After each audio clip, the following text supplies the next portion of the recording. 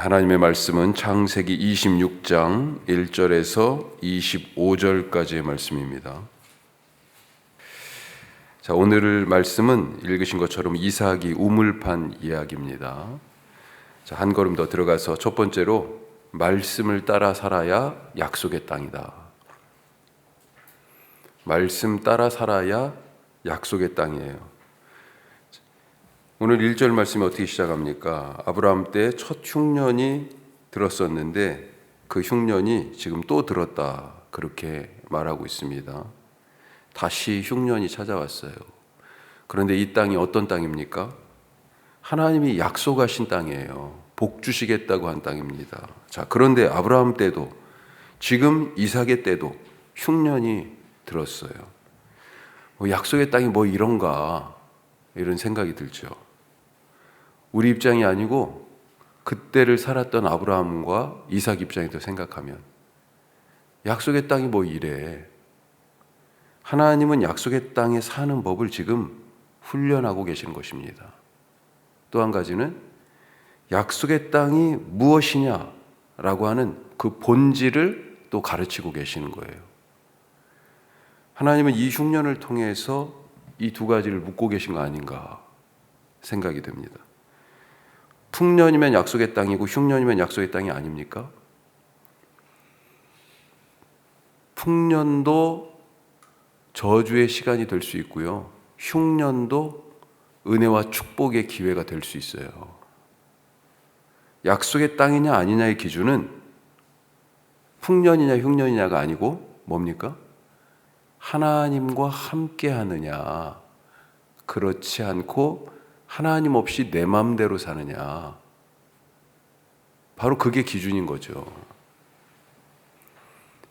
당연한 말이지만 예수 믿어도 아프고 병 걸립니다. 예수 잘 믿어도 시험에 떨어지고 진급에 누락되고 자기 집 장만하기가 쉽지 않고요, 예수 잘 믿어도 폭풍 후 같이 맞아요. 진짜 중요한 것은 아파도 하나님을 의지하고 건강에도 하나님의 은혜에 감사하는 것입니다. 하나님과 함께하는 거예요. 자, 오늘 말씀에도 보면 뭐라고 그래요?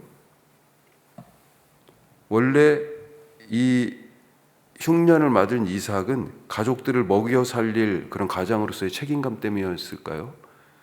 그나마 먹을 것이 좀 더 있는 그랄로 거주지로 옮깁니다. 블레셋 땅이에요. 그리고 거기가 종착역이 아니고 아마도 최종 목적지를 애굽으로 삼은 것 같습니다. 그런데 왜 애굽으로 삼았어요? 아니, 그랄보다는 애굽이 더 큰 도시잖아요. 큰 나라고.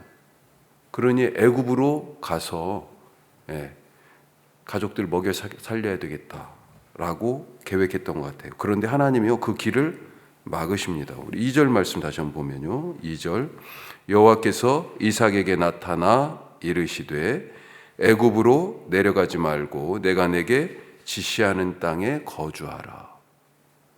애굽으로 내려가지 말라고 하나님이 말씀하시잖아요. 원래는 애굽으로 내려갈 계획이었었다라고 하는 거죠. 그러면서 뭐라고 말씀하십니까? 3절에 앞부분에 보면 이 땅에 거류하면 내가 너와 함께 있어. 그냥 나오는 말씀이 아니에요. 이 땅이 네가 보기에는 애굽보다 먹을 것도 더 적고 지금 아직도 기근의 여파, 그랄은 괜찮았겠어요? 물론 이 블레셋 땅들이 지중해 해안가 평야지대입니다. 그렇지만 역시 같은 기근의 영향을 받고 있어요. 그런데 내가 너와 함께 할 거야. 여기가 약속의 땅이야. 다른 곳이 아니고 내가 너와 함께하는 곳이 약속의 땅인 것을 가르쳐주고 계십니다. 그분의 말씀을 따르는 곳, 거기가 약속의 땅이에요. 내가 내게 지시하는 땅에 살아라, 지금 말씀하고 계십니다. 애굽 가지 말고 내가 너에게 지시할 땅으로 가라. 누구에게 했던 말이에요? 아브라함을 부르실 때 하셨던 말씀이에요. 아브라함을 하나님이 보내실 때 어느 땅으로 보내세요? 내가 내게 지시할 땅, 다른 땅이 아니고 그게 약속의 땅의 본질이라는 거예요. 하나님의 말씀을 따라 사는 땅, 하나님이 지시하고 보여주는 땅, 그게 바로 약속의 땅의 본질이라고요. 두 번째, 막혀도 형통해도 하나님만 보라. 막혀도 형통해도 언제든지 하나님만 보는 거예요.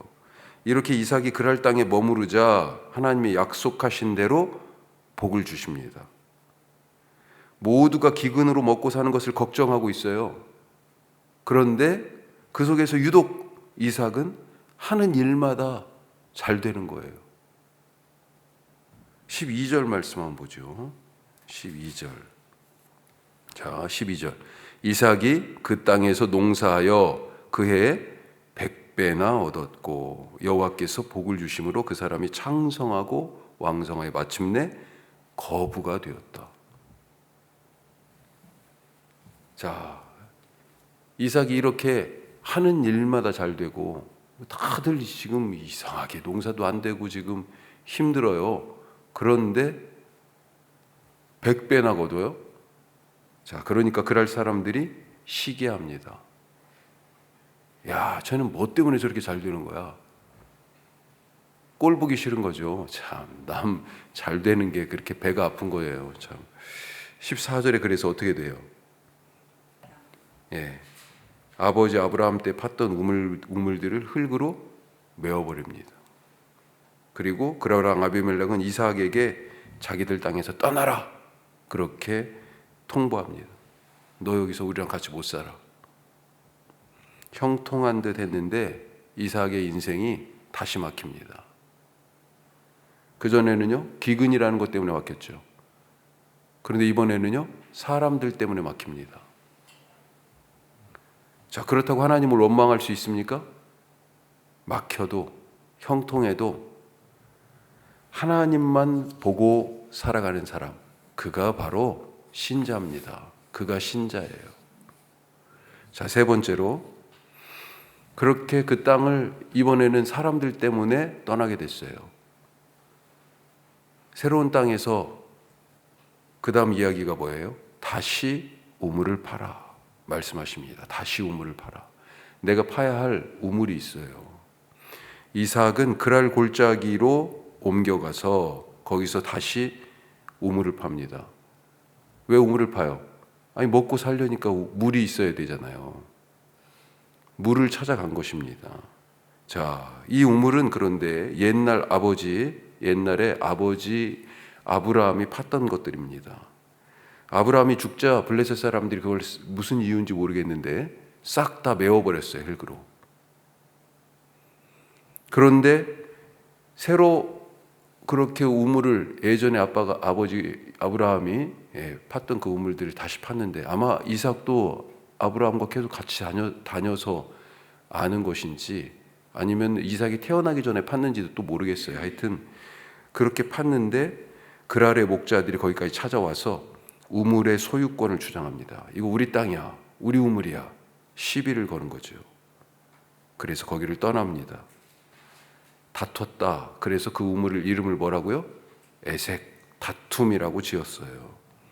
자, 또 다른 곳에 가서 우물을 팠습니다. 그랬더니 거기까지 찾아와서 다시 이삭을 대적합니다.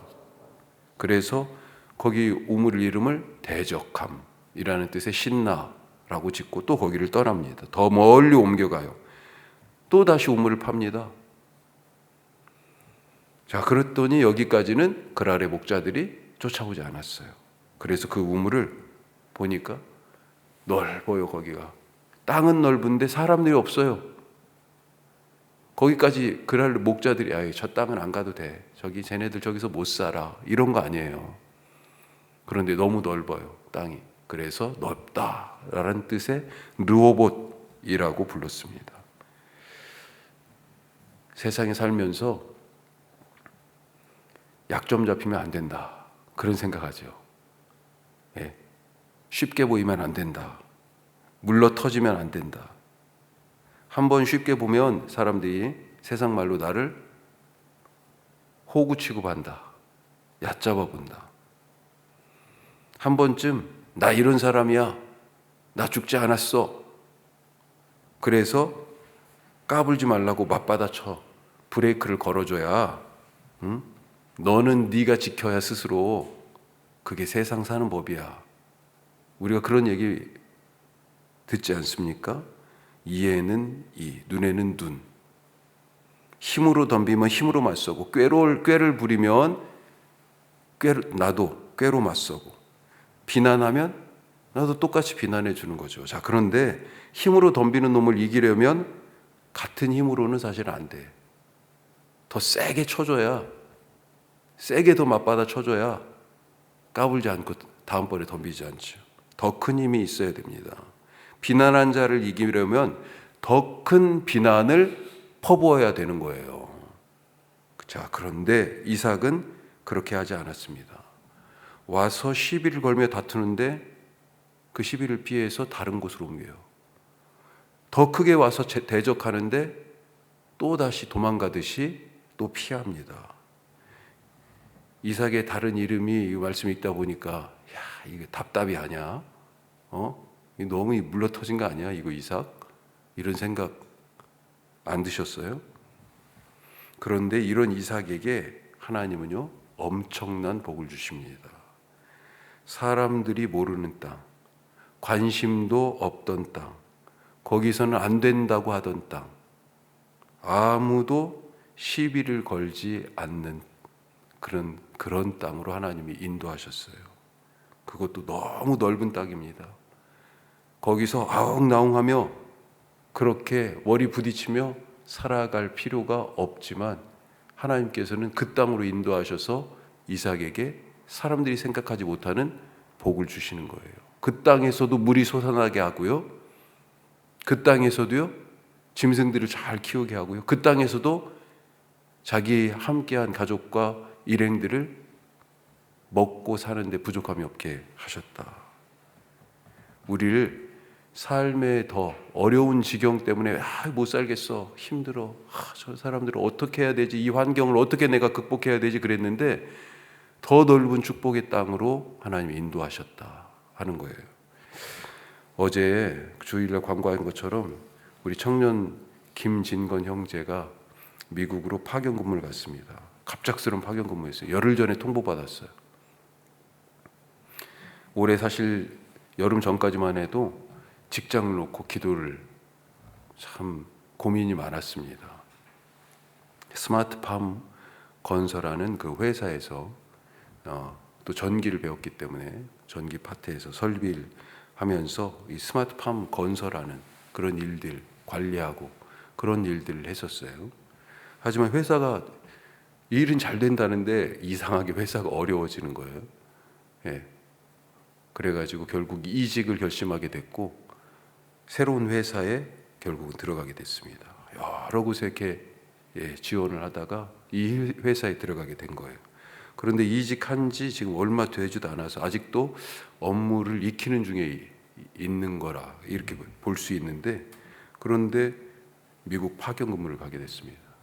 진짜로 올 초에를 생각하면 정말로 넓은 땅으로 인도하셨어요. 정말 넓은 땅으로 르호봇으로 옮겨줬습니다. 이직한다는 것, 생각지 않았던 회사에서의 나는 일을 열심히 하는데 회사가 잘 돌아가고 일이 없는 것도 아닌데 하여튼 무슨 이유인지 속사정은 모르겠지만 회사는 어려워졌고 그런 삶의 어려움들이 있잖아요. 그래서 내 인생 참 꼬인다 생각할 때 하나님이요, 그와 같은 일들을 통해서 오히려 더 넓은 곳으로 인도해 주셨다.